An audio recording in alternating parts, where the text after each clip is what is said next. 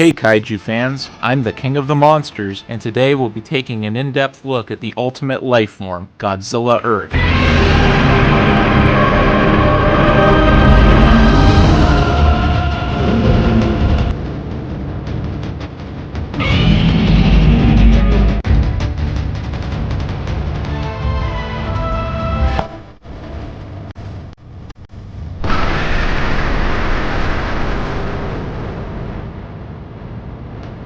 The end result of natural selection on Earth, Godzilla evolved from plant-based life to become the largest and most powerful organism in the planet's history. First emerging in 2030, he laid waste to human civilization and resisted every attempt to stop him, even methods provided by the Exif and Bilosaludo aliens. 15,000 survivors opted to flee the Earth in search of a new homeworld in 2048. Now unopposed, Godzilla established himself as the sole ruler of Earth. He terraformed the planet to his liking, while multiple new species derived from his own genome arose. When one of the emigration ships, Aratrum, returned to Earth after 20,000 years, its occupants found their home almost unrecognizable. They attempted to carry out an operation to exterminate Godzilla and take back the planet, but only succeeded in killing Godzilla Filius, a younger subspecies. The original had evolved into an overwhelming force, the 300-meter-tall Godzilla Earth. As the Exif and Bilosaludo pursued their own agendas, humanity began to view him as a necessary evil.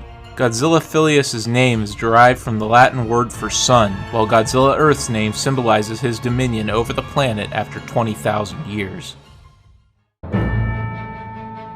In contrast to all previous iterations of the character, Godzilla Earth's design was based on trees rather than reptiles. Rather than aiming for something anatomically accurate, this version was meant to be imposing. Co-director Kobun Shizuno elaborated, stating that trees are currently the largest and most widespread organisms on Earth, with the ability to live for thousands of years while typically requiring only light and water to survive. Furthermore, trees contain trace elements and generate electrons when performing photosynthesis. This influenced Godzilla Earth's electromagnetic abilities. In Shizuno's words, "We expanded from the idea of if a plant had undergone superevolution due to its cellular structure, perhaps containing metallic elements, and its whole body became a power generator as a result. In this Planet of the Monsters, I thought Godzilla would be like a huge world tree at the center of its unique environment."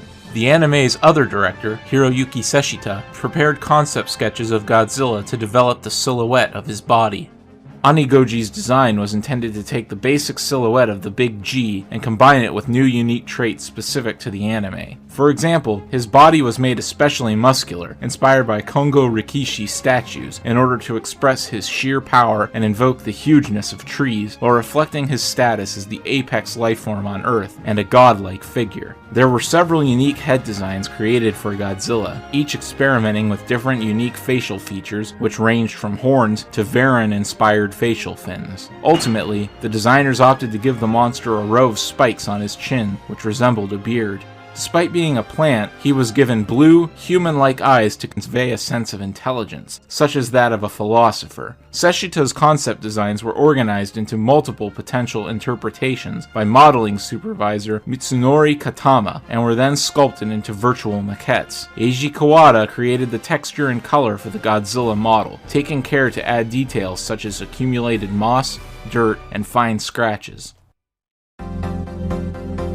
Godzilla's signature ability is his atomic breath. A charged electromagnetic particle beam, it does not actually fire from the monster's mouth directly, but rather from immediately in front of it. This thin and precise beam is incredibly powerful, dispatching most monsters or leveling major cities in a single hit. Its energy output is measured as 3 terawatts. Godzilla used a more powerful red spiral-shaped variant of his atomic breath in 2042 to destroy Gorath, a 30-kilometer wide asteroid with a mass comparable to the Moon. The spiral breath had an observed range of 300 kilometers. The source of Godzilla's invincibility is his asymmetrically permeable shield, an electromagnetic field generated from a biological amplifier in his dorsal fins and supported by his cells, which act as powerful electromagnets. It protects the monster from all harm, from projectiles to nuclear explosions. Even in the absence of his shield, the King of Monsters demonstrates incredible durability due to the multi-layered foam structure of his epidermis, which contains metallic muscle fibers that support his weight in the absence of a skeleton. More than just difficult to pierce, his flesh provides superior heat resistance that can protect him from a point-blank nuclear detonation even without his shield. Godzilla's cells possess a rapid healing factor, allowing his tissue to repair itself in a matter of seconds in the rare instance it is damaged. Moreover, the healing factor allows his cells to propagate when separated from his body, causing other lifeforms to incorporate his DNA and mimic him. The metallic plants found in the Tanzawa forest, along with subspecies such as the Servum amphileus, were a result of this. Godzilla's body constantly emits high-density radiation, leaving areas in his wake uninhabitable. Other kaiju seemed attracted to this radioactive contamination, as they often appeared in areas which he had already passed. Despite this, his radiation is barely observable, making him difficult to track in this manner. For a creature of his size, Godzilla possesses remarkable stealth capabilities. His body absorbs radio waves, so he doesn't show up on radar or other targeting systems except when firing his atomic breath. Godzilla swims incredibly quickly underwater, exceeding the speeds of the most advanced submarines of the 2040s, even evading detection from EXIF and Billasaluto technology. In his 300-meter form, Godzilla Earth demonstrates a super oscillatory wave, a resonance phenomenon he causes by roaring at an incredibly high volume, which crushes and destroys targets. Another such new ability for Earth is the Plasma Cutter, a powerful shockwave he generates by swinging his tail at speeds of Mach 3 to 4, destroying anything in its path within a 600-meter range. One swing obliterated nearly all of the United Earth's forces. Beyond the Plasma Cutter, Godzilla's tail itself is a useful appendage, acting as an additional limb that supports his massive body. While never demonstrated in the movies, the monster's tail is fully prehensile and can be extended to wrap around other objects like a tentacle, or used as a stabbing weapon due to the sharp spike on its tip. On screen, he used his tail to destroy several of the tower-like structures flanking the tunnel leading to Mechagodzilla City. Godzilla's shield must be bypassed in order for an attacker to even attempt to damage him. Mothra forced the Big G to retreat during their 2048 battle because her scales interfered with his shield and reflected his atomic breath back at him, successfully injuring him. The monster's shield temporarily collapses whenever it is deployed, presenting a brief window of attack. Haruo Sakaki's anti-Godzilla plan called for the amplifying organ in his dorsal fins to be attacked in this moment, lowering his shield long enough for EMP probes to be injected into him and overload his body with electromagnetic energy. This plan was effective against the smaller Phileas and caused him to explode, but failed against Godzilla Earth due to his having developed an adaptation that rendered it ineffective. He could convert the excess energy into heat exceeding 1000 degrees Celsius, preventing him from overloading. This kept the vultures at bay, giving him time to regenerate. Still, Belubei believed Earth's explosion could be triggered in this state if he fired his atomic breath or was struck with a high-speed impact to his dorsal fin. Haruo denied him the chance to see if he was right. Ghidorah bypassed Godzilla's shield and absorbed the heat given off by his energy conversion, resulting from the three-headed dragon's capacity to bypass this dimension's laws of physics. Godzilla was helpless against Ghidorah until Haruo severed Metphius' connection to the Golden King. Now subject to this dimension's laws, Ghidorah was swiftly forced back by the King of Monsters. In 2030, biology professor Kyohei Yamane was called to Odo Island to investigate the carcass of the monster Kamibus 4, which had washed ashore. Yamane concluded that it had been killed by a larger predator and gave this hypothetical creature the name Godzilla after a legendary dragon from the island's folklore. Godzilla soon came ashore in Los Angeles, where he killed Anguirus 4, Baragon 2, and Varan 2 simultaneously. After demolishing LA and San Francisco, he returned to the sea. The monster resurfaced on the west coast of the United States the following year, destroying Seattle and routing the military in Colorado. As he passed through the Midwest, the US government desperately hurled 150 nuclear warheads at the monster, but only succeeded in wiping multiple states off the map. Godzilla disappeared into the Gulf of Mexico until 2034, when he invaded Western Europe. After devastating Paris, monsters such as Gorosaurus and Zilla appeared in his wake to further menace the citizens of France.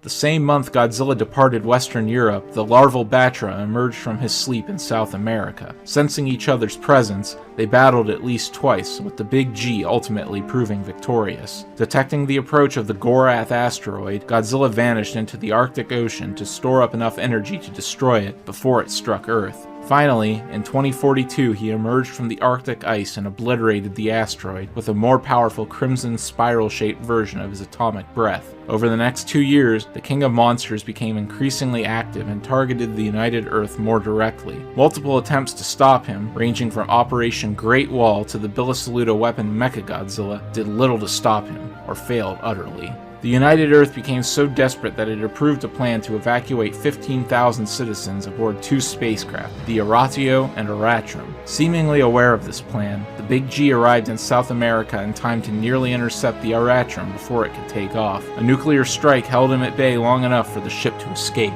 Godzilla turned his attention to the remnants of the United Earth left behind, who walled themselves in Buenaventura. Upon reaching the Colombian city, he was confronted by Mothra, who forced him to retreat by reflecting his own atomic breath back at him. Mothra worked with the remnants to relocate her eggs to Japan to defend future generations of humanity there, but Godzilla caught the transport at sea. Mothra held him off long enough to ensure the success of Operation Cradle, but at the cost of her own life. After finding its destination of Tau-E uninhabitable, the Oratrum used its warp drives to return to Earth, where 20,000 years had now passed. Terraformed by Godzilla, the planet was barely recognizable, while the King of Monsters was still active in what was once Japan. Captain Haruo Sakaki, who blamed the monster for the deaths of his parents, presented a plan to kill him and allow humanity to reclaim the Earth. Following the successful carrying out of this strategy, the United Earth pieced together that the monster they killed was not the same Godzilla who had driven them from the Earth so long ago. It was a smaller subspecies formed from his cell division. The original, now grown into the 300-meter Godzilla Earth, erupted from the ground moments later and effortlessly wiped out the United Earth's forces.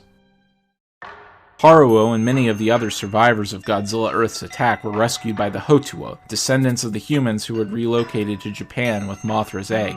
After learning that the Hotua were harvesting nanometal, the metal used to build Mechagodzilla, from a nearby location, the surviving soldiers made their way to the foot of Mount Fuji to recover enough to combat Godzilla.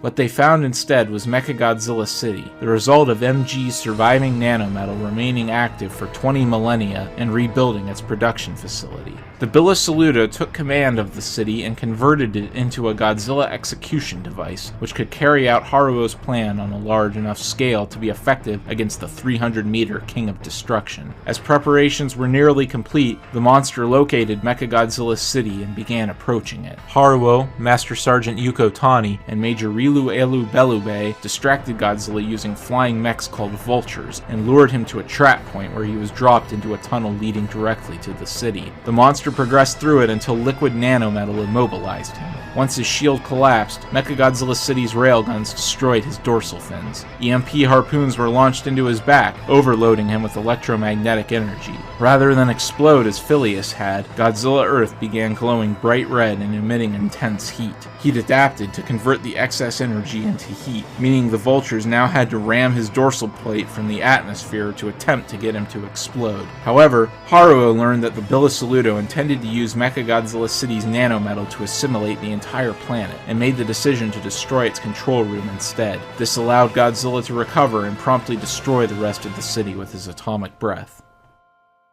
After Mechagodzilla City's failure, Exif Archbishop Metphius began to appeal to a higher power to vanquish Godzilla, the Exif god, Ghidorah.